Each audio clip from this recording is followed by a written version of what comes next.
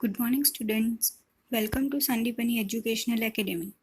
आज हम स्टैंडर्ड 6 में हिंदी विषय में लेसन नंबर 3 हम सब एक समान का अभ्यास करने वाले हैं।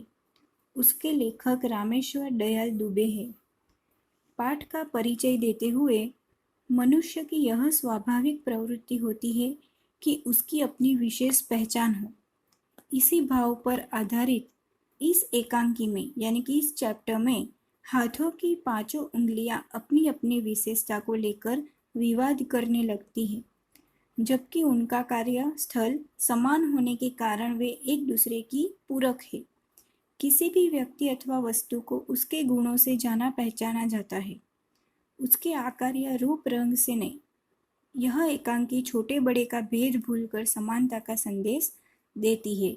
इसलिए ये लेसन का नाम क्या है? हम सब एक समान।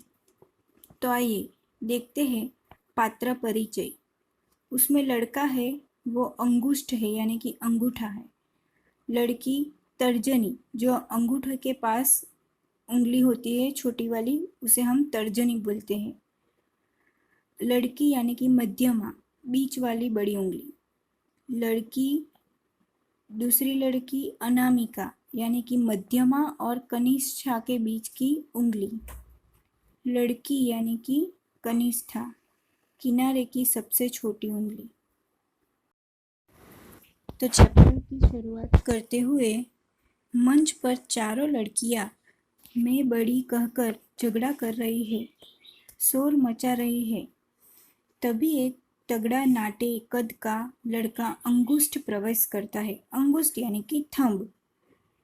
स्टूडेंट्स, ये एक कन्वर्जेशन टाइप चैप्टर है जो अपनी हमारे हाथ की पांचों उंगलियां यानी कि 4 उंगली और एक थंब की बात की गई हुई है।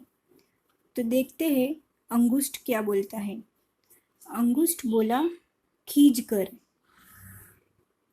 यानी कि चिल्लाकर बोला, कितना शोर मचाती हो तुम लोग। तर्जनी, क्या बात है, क्यों चिल्ला रही है? तर्जनी यानी कि हमने यहाँ पे देखा अंगूठे की पास वाली उंगली जो छोटी होती है। तो तर्जनी बोली, अंगुष्ठ दादा, आप ही हमारा न्याय करें। क्या कोई लंबा होने से ही बड़ा हो जाता है? अंगुष्ठ बोला, तू यह बात क्यों पूछ रही है? बात क्या है? तर्जनी बोली, यह लंबू मध्यमा अपने आप को सबसे बड़ा समझती है। तभी जाकर अंगुष्ठ बोला, समझती ही तो है, समझने दे, कहती तो नहीं। अनामिका, अनामिका यानी कि मध्यमा और कनिष्ठा के बीच की उंगली, जिसको हम अनामिका बोलते हैं। तो अनामिका बोली, नहीं दादा, यह कहती भी है। मध्यमा बोले कि अच्छा अनामिका, तू भी बोल पड़ी। अनामिका ने कहा, क्यों न बोलूं? तो तर्जनी की शिकायत यानी कि उसकी कंप्लेंट, वही मेरी शिकायत। जो तर्जनी की कंप्लेंट है वो ही मेरी कंप्लेंट भी है। इस मामले में तर्जनी और मैं बराबर है। किंतु सच बात तो यह है कि मैं तर्जनी से भी बढ़कर हूँ। तर्जनी, तर्जनी दिखाकर डांटते हुए क्या कहा? मुझसे भी बढ़कर? मेरे तर्जन को तू जानती नहीं। अगर मैंने इशारा कर दिया तो तू कहीं की नहीं रहेगी। देखा कि तर्जनी क्या बोलती है कि हम अपनी फर्स्ट उंगली से इशारा कर देते हैं ना, तो जब मैं इशारा कर दूंगी तो तू कहीं की नहीं रहेगी, जो थंब के बाजू में होती है। तो अनामिका बोल रही है कि किसी और को तू अपना तर्जन दिखाना, मुझे नहीं। मेरी महत्ता को तू नहीं पा सकती।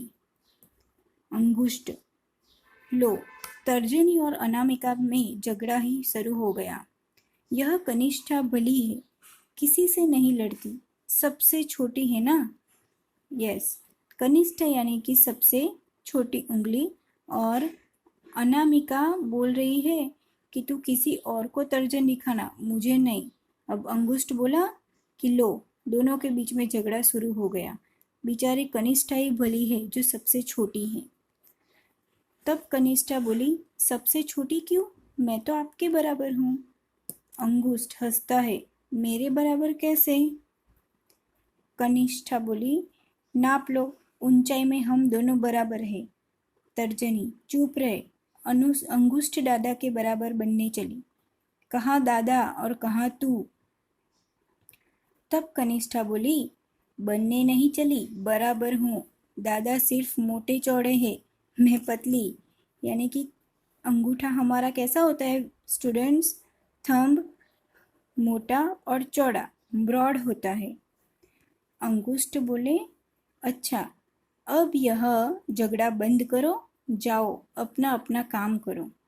तर्जनी, नहीं दादा, आज काम नहीं होगा। आज तो यह तय होकर ही रहेगा कि हम चारों में बड़ा कौन है।